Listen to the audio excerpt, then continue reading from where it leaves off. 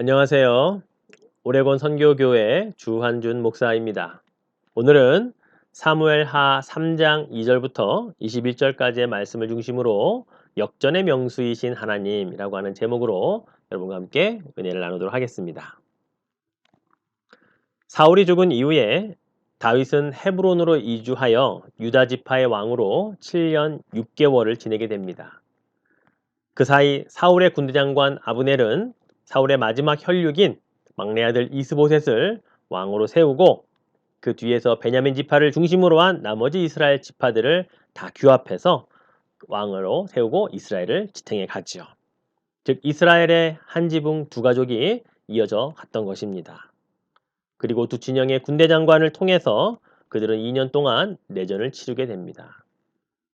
다윗의 군대 장관 요압과 그리고 이스보셋의 군대 장관 아브넬이 군대를 이끌고 여러 차례 전쟁을 하면 할수록 다윗 쪽으로 점점 전세가 기울어져 가는 것을 성경은 기록해 놓고 있습니다.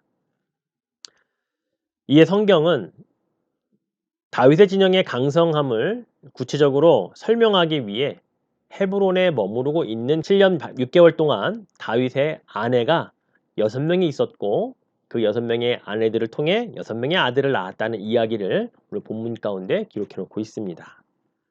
반대로 이스보셋 진영에 대한 이야기는 점점점 그 세력이 분열되고 또 쇠퇴하는 것을 설명하기 위해 이스보셋 왕과 군대 장관 아브넬의 불화하는 이야기를 기록해 놓고 있다는 것이죠.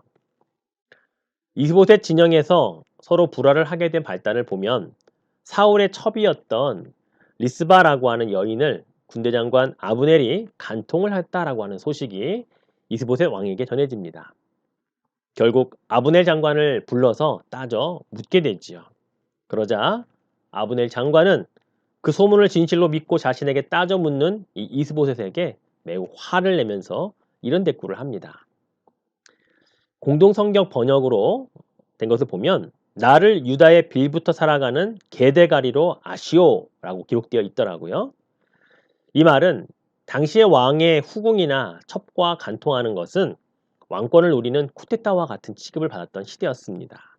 즉 선왕이었던 사울의 첩을 아브넬이 간통하고 했다라는 사실은 결국 지금 쿠데타를 꿈꾸고 있는 것 아니냐라고 충분히 오해할 수 있는 상황이라는 것이죠. 결국 이 일을 계기로 해서 아브넬은 이스보셋과 결별을 선언합니다. 아니, 아예 다윗에게 이 나라를 통치하도록 넘겨주겠다라고 그렇게 맹세까지 하게 되죠. 이러한 말을 듣고도 이스보셋은 아무런 말도 하지 못합니다. 그만큼 힘이 없는 그냥 허수아비 왕이었기 때문이었죠. 아브넬은 다윗에 대한 여호와 하나님의 계획도 언급을 합니다.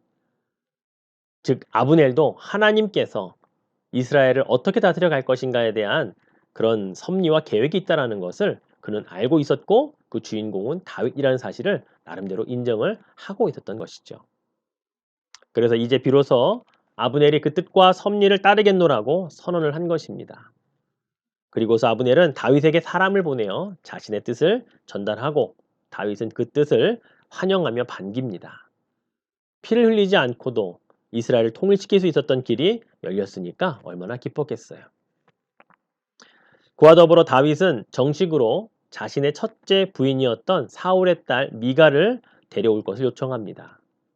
미가를 다시 아내로 얻으면 다윗은 사울 가문의 한 사람이 되는 것이고 이스보셋을 따르는 베냐민 지파를 비롯해서 다른 여러 지파의 사람들에게 명분을 얻을 수 있는 기회가 생기기 때문이었습니다. 이처럼 오늘 본문은 이게 크게 두 부분으로 대조를 이루어 기록되어 있습니다. 다윗 진영의 번성함과 이스보셋 진영의 몰락으로 말이죠. 그렇습니다. 하나님께서는 악한 자도 때로는 들어 사용하십니다.